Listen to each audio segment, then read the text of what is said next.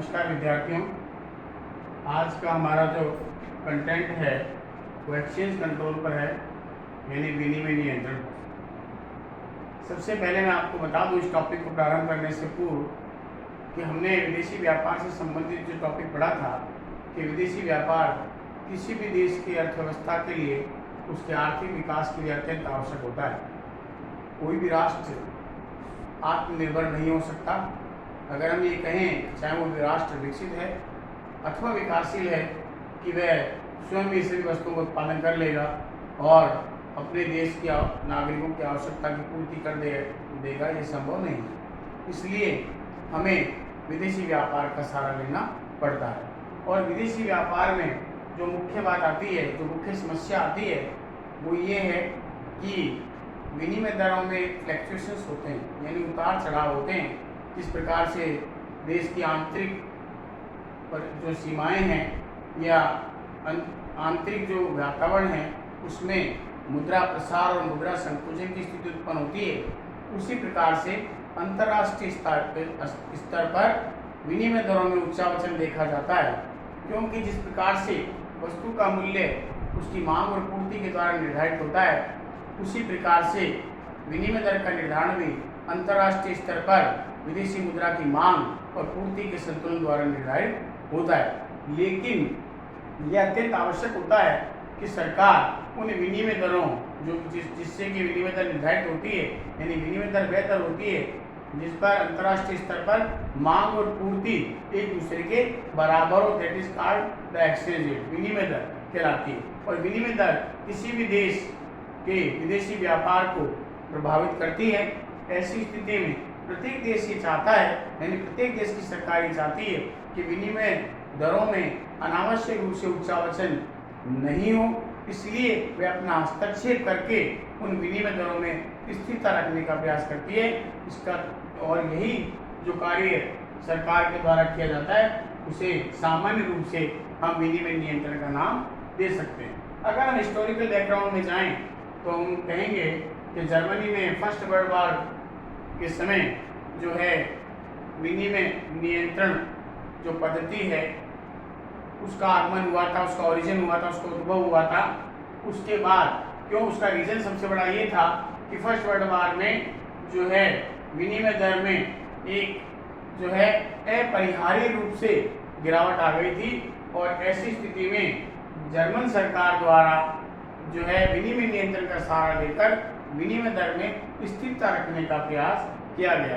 उसके बाद 1934 के बाद तो सभी राष्ट्रों ने, विश्व के अधिकांश राष्ट्रों ने जो है विनिमय नियंत्रण के माध्यम से विनिमय दरों को नियंत्रित करने का जो ये विधि है, इसको करीब करीब सभी राष्ट्रों ने अपना लिया। विनिमय दर के बारे में अगर हम ये कहें तो मुख्य रूप से क्राउथर ने इसको डिफाइन किया है और उन्होंने ये बताया, इसको डिफाइन करते हुए, इसको जो है परिभाषित करते हुए लिखा है कि in present era where the planned economy and trade control by the government, so it is not fair to not control the exchange rate. इसका मतलब है कि वर्तमान युग में जहां नियोजित सरकारें हैं और जहां व्यक्तिगत व्यापार पर सरकार का नियंत्रण है, तो ऐसी स्थिति में विनिमय दरों पर नियंत्रण न करना जो है ये उचित नहीं होगा। यानी उनका कहना ये था कि अधिकांश विकासशील देशों की अर्थव्यवस्था नियोजित है और नियोजित अर्थव्यवस्था का तात्पर्य होता है कि पंचवर्षीय योजनाओं के माध्यम से विकास करना। ऐसी स्थिति में ये कहा जाता है कि जहां आर्थिक नियोजन को अपनाकर सरकार विकास के लक्ष्य को प्राप्त करती है, वहां पर जो है अर्थव्यवस्था को खुली अथवा निर्बाध छोड़ देना जो है वो उचित नहीं माना जाता। आर्थिक क्रियाओं पर किसी न किसी रूप में सरकार का नियंत्रण होना आवश्यक होता है। अगर हम इसके मीनिंग के बारे में चर्चा करें, यानी what do you mean by exchange control, तो इसके बारे में दो अलग अलग कंसेप्ट या अवधारणाएं हैं। पहली ट्रेडिशनल कंसेप्ट है और दूसरा है ब्रॉड कंसेप्ट। ट्रेडिशनल कंसेप्ट में कहा गया है कि all restrictions and interferences which are done for foreign exchange transaction called exchange control. इसका तात्पर्य है वे सभी प्रतिबंध और हस्तक्षेप, कौन से?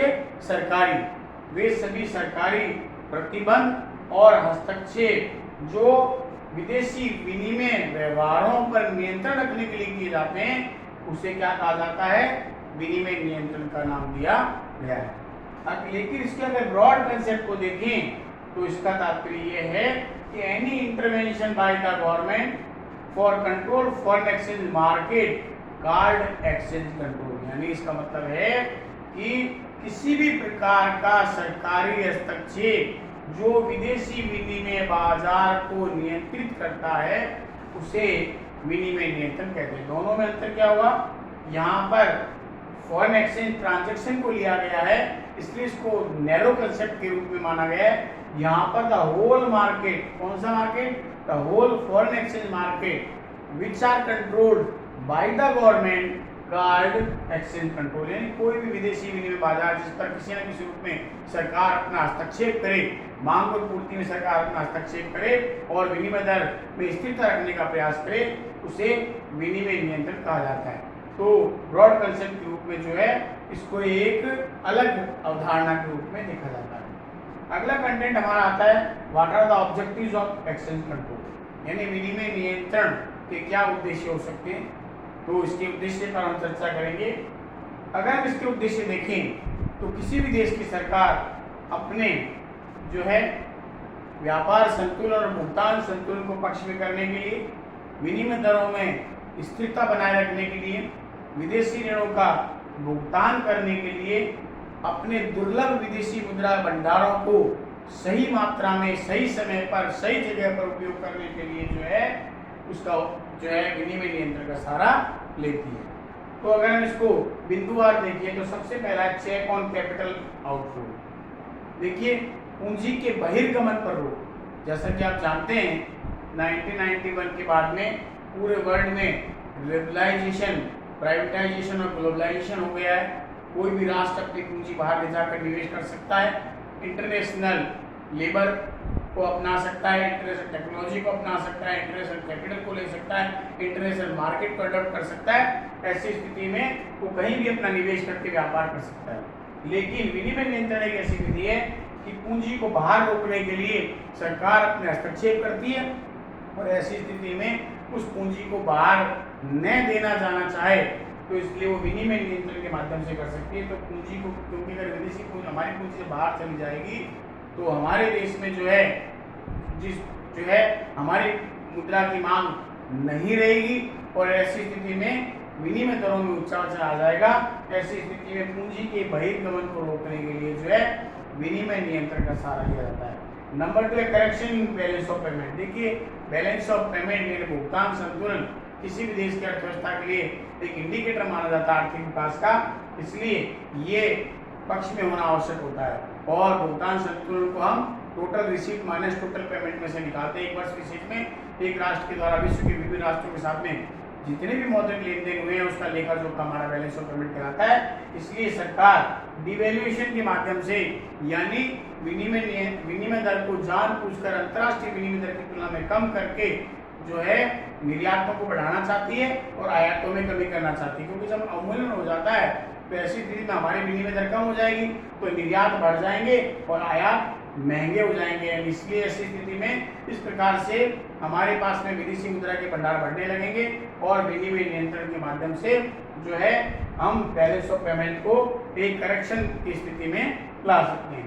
Number 3 success of economic planning. मैंने भी आपको बताया विकासशील देश जो है आर्थिक नियोजन के माध्यम से अपने विकास की राह को पकड़ते हैं और ऐसी स्थिति में अर्थव्यवस्था के विभिन्न क्षेत्रों में वो पंचवर्षीय योजनाओं के माध्यम से विकास करते हैं और इसलिए उसके लक्ष्य भी निर्धारित करते हैं। इसलिए अगर आर्थिक नियोजन की सफलता के लिए माना गया है कि विनिमय नियंत्रण का सहारा लिया जाना चाहिए तो आर्थिक नियोजन की सफलता विनिमय नियंत्रण के माध्यम से पूर्ण हो सकती है, क्योंकि इसके अंदर निर्यातों को बढ़ावा और आयातों में कमी करने का प्रयास विनिमय दरों के माध्यम से किया जाता है। उसके बाद में stability in the exchange rate. देखिए विनिमय दरों में जो अंतर्राष्ट्रीय स्तर पर उच्चावचन होता है फ्लक्चुएशन, वो किसी भी देश के लिए घातक होता है। ऐसी स्थिति में अगर किसी भी जो है विनिमय दर में स्थिरता रखने का जो सबसे बड़ा टूल है वो विनिमय नियंत्रण है।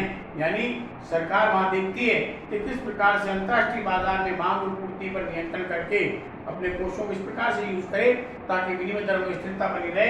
ऐसी स्थिति में विनिमय दरों में स्थिरता बनाए रखने का ऑब्जेक्ट जो है वो विनिमय नियंत्रण का होता है।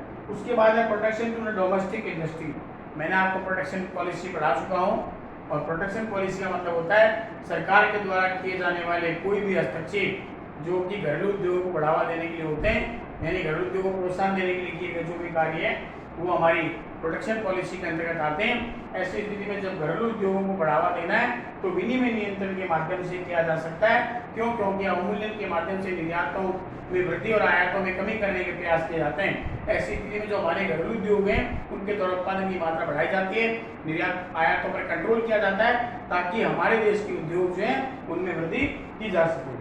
उसके बाद है essential use of foreign exchange. देखिए विकासशील देशों में हमेशा ये समस्या रही है कि उनके पास में दुर्लभ विदेशी मुद्रा के भंडार बहुत कम होते हैं, इसलिए उन्हें जो है उनका प्रयोग भी बहुत ही सोच समझ कर करना होता है। विनिमय नियंत्रण एक ऐसी विधि है जिसके माध्यम से सरकार हस्तक्षेप करके इस प्रकार के कुछ जो आयात हैं जो डिजायरेबल नहीं है उन पर रोक लगाने का कार्य करती है ताकि उस दुर्लभ विदेशी मुद्रा का मिसयूज नहीं हो, अपव्यय नहीं हो। केवल वही जो है आयात किए जाएं वो देश की अर्थव्यवस्था के जैसे पूंजी सामान है, मशीनरी है और है, क्योंकि भुगतान करने के लिए हमें विदेशी मुद्रा देनी पड़ेगी और धीरे धीरे हमारे विदेशी मुद्रा के भंडार जो है वो समाप्त हो जाएंगे, खर्च हो जाएंगे, कम हो जाएंगे। इसलिए उसका यूज जो है वो बेटर तरीके से हो, ऐसे उत्पादन के आयात के लिए हो जो देश की अर्थव्यवस्था के लिए आवश्यक होते हैं। उसके बाद में protection essential use for foreign exchange, payment of the foreign debt, यानी विदेशी ऋण का भुगतान करने का उद्देश्य भी विनिमय नियंत्रण का होता है।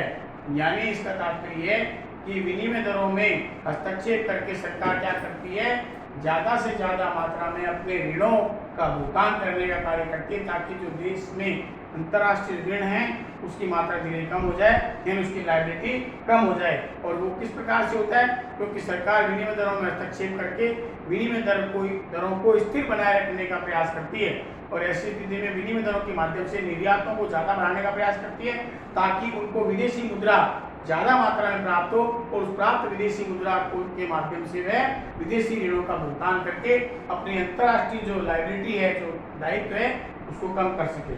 और अंतिम जो उसका उद्देश्य आता है वह कमोडिटी प्रोहिबिटेड। इसका मतलब है सरकारें क्या करती है, कई बार कुछ प्रकार का आयात जो देश के लिए घातक माने जाते हैं उनमें दो प्रकार के हैं, एक तो लग्जरी गुड्स यानी विलासिता संबंधी वस्तुएं और एक नशीले पदार्थ जो हम विदेशों से जो क्रय करते हैं वो देश के नागरिकों के स्वास्थ्य के लिए हानिकारक माने जाते हैं। जब सरकार चाहती है कि इस प्रकार की वस्तुओं पर पूर्ण रूप से प्रतिबंध लग जाए तो सरकार क्या करती है, विनिमय नियंत्रण का सहारा लेती है। इस प्रकार के आयातों के लिए सरकार किसी भी प्रकार की विदेशी मुद्रा जो है वो आयातकर्ता को नहीं देती है और ऐसी स्थिति में वो इस प्रकार की वस्तुओं पर प्रतिबंध लग जाता है।